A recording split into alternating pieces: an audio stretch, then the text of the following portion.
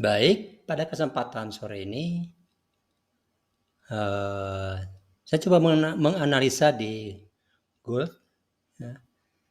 Beberapa minggu yang lalu, 1 minggu yang lalu ya, saya sudah membuatkan video tentang di analisa Google, dan posisinya di situ adalah ini hampir sekarang ini, ya ini seminggu yang lalu mungkin sekitar di sini ya, ini garis yang biru ini, dan memang masih di dalam di bahasa Elliott Wave-nya ini adalah triangle mengerucut ya ini, di mana semua kaki-kakinya atau semua segmen-segmennya itu mulai dari sini segmen pertama, segmen kedua, segmen ketiga, keempat, kelima, dan dia dalam posisi yang mengecil. Jadi di sini kalau dia betul-betul jenis kerucut yang limited, artinya gelombang E-nya hanya sebatas sebuah segmen yang katakanlah pola 3 yang satu kali putaran, bukan membangun sebuah katakanlah triangle lagi yang lainnya ya, bisa terjadi kalau dia unlimited ya. Non limit ya, tidak non limit, tidak terbatas ya. Kalau non limit ya akan terus di sini ya, masih bangun. Kalau sekarang ini seperti ini. Jadi kita tinggal, strategi tradingnya kalau seperti yang di video yang lalu ya, ada di sini kita, kalau kita perhatikan menghitung dari sini, ini A, B, C, D, E, maka yang merah inilah yang potensinya lebih besar dibandingkan kalau dia naik harga. Ya. Ini yang merah ini potensinya lebih besar, probability-nya lebih besar dibandingkan yang hijau ini. Ya. Nah, walaupun apapun itu, strateginya tidak bisa karena misalnya ini probabilitas lebih tinggi, dan kita buy di sini tidak. Ya. Sell di sini tidak. Sell-nya tetap kita lakukan adalah karena ini dibentuk yang selalu mengerucut, maka yang paling ini adalah sell-nya itu adalah di posisi, ya ini saya aktifkan. Nah ini ya, jadi di 200, sekitar di 2013. Lebih baik lagi di bawah 2013 ya. 2013 ini lebih bagus lagi. Katakanlah turun misalnya 2000 saja misalnya. Sekitar 2000 misalnya. Silakan. Atau misalnya Anda bisa ya sebagai sekitar 2013-an ya.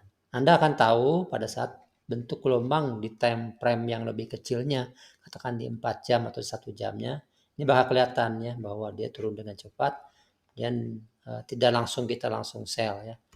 Nah, seandainya, tapi kita pun mempersiapkan kemungkinan bahwa dia seperti ini. Nah, ini terjadi kalau biasanya ini harus turun dulu ke bawah satu kali dulu. Jadi kalau ada pergerakan penurunan yang melambat ya, tidak secepat, misalnya tidak cepat, kalau cepat akan terjadi yang merah seperti yang saya sampaikan sebelumnya. Tetapi kalau dia misalnya turun pun bar merah tapi ada hijau lagi, merah, fluktuatif, maka lakukan yang ini ya. Tapi kalau yang posisi seperti ini bukan di sini, bukan, tapi lakukan sell-nya di sini, buy-nya di sini. Ya. Following buyer-nya di sini ya, kita lakukan following buyer-nya. Ya hijau saya kasih warna hijau, ya ada perbedaannya. Nah, seperti itu ya.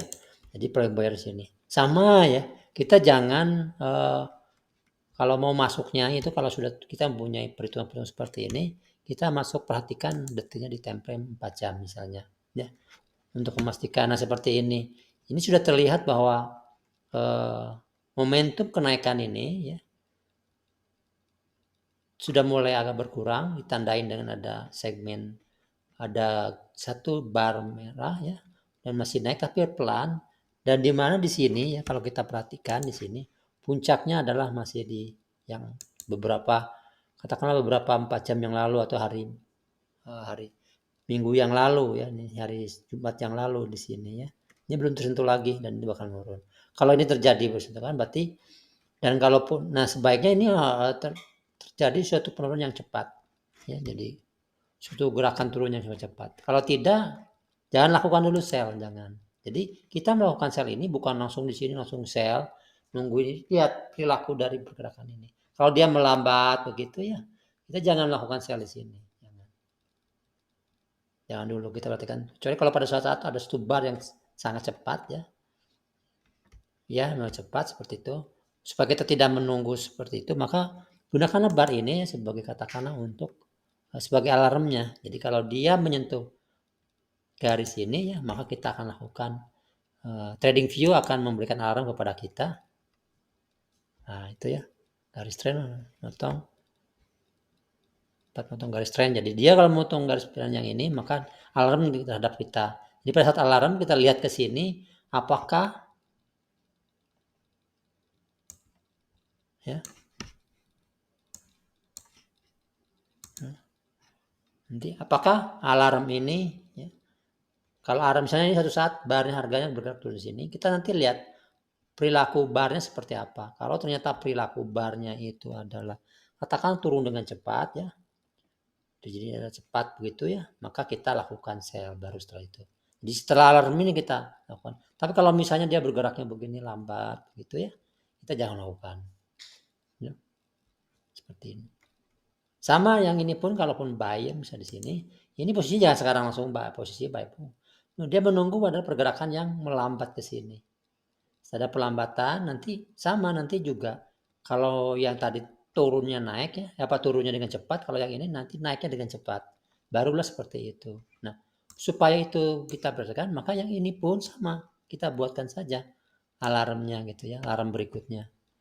Ya, sebagai ini alarm saya buy ya. Garis trend misalnya sini. Nama peringatannya alarm buy misalnya. Seperti itu ya. Seperti itu. Yang tadi alarm sell,